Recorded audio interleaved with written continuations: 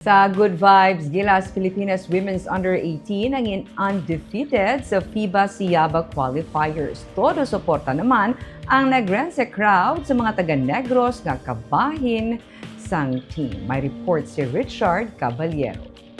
Battle of the Undefeated kung tawgon sa mga basketball fans ang hampang sang Gilas Pilipinas Women's Under-18 kontra sa Pungsod, Indonesia. Nag-warm up pa lang ang national team, nagahinugyaw na ang mga tumalanaw sa sulod sang STI West Negros University Gymnasium. Sa unang quarter, ginpakitaan diyon ni Sofia Dignadice sang isa ka step back 3-point shot ang Indonesia. Si Dignadice ang nanging crowd favorite bangod sa ball handling kag shooting capacity sini. Si Sofia ang anak sang 9-time Philippine Basketball Association o kon PBA champion nga si Yves Dignadice. What's next is October. It's the Asia Cup. That's the one. That's the goal. That's the goal. Are we prepared to get the Asia Cup? Yeah. It's just practice and just more work, but we're all willing to do it. We're committed to it.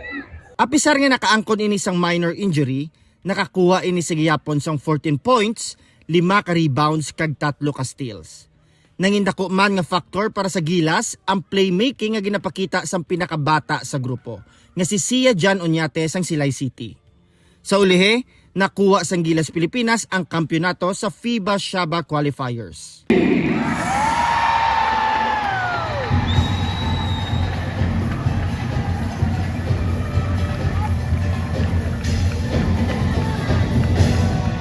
Matapos ang Siaba qualifiers, maghahanda na ang national team para sa Asia Cup sa Thailand sa Oktubre sa sini nga tuig.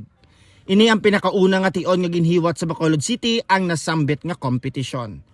No, I think it's all very well, organized as I mentioned, right from the transportation, the accommodation. I went to check out the site, the hotel, all these very well organized. That's why I think having the government support and different organizations coming together, for example, the Sports Commission coming in, and the government, the way, all these things, very, very important, So we see very good organization, very good support from different organizations, and definitely if you ask those teams, I think they all have a very good experience in this city. So congratulations to Bacolod City again. Tuyo sang Siaba nga mapakita sa tanan nga mga pamatanon, ilabi na sa mga babaye nga ang sports nga basketball ang para sa tanan. Nakita man sang Siaba nga madamo sa pamatanon nga babaye sa Negros ang may potensyal sa among nga hampang. Part of the Siaba focus is really about youth development, because I believe that no youth, there's no future for basketball. So I'm following the team. I've seen a lot of countries, those are under 16 players, they are actually progressing up to the under 18.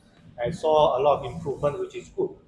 I think overall performance, everybody will agree that Philippines, is really one notch above. You look at all the games that they played, it's at least 20-30 points, above other teams. Ginhingadlan ang Pilipinas nga gold medalist, samtang silver naman ang Indonesia kag bronze ang Singapore. Samtang nangin MVP naman si Rian Perez sang Gilas Pilipinas. Richard Caballero para sa DigiCast Negros.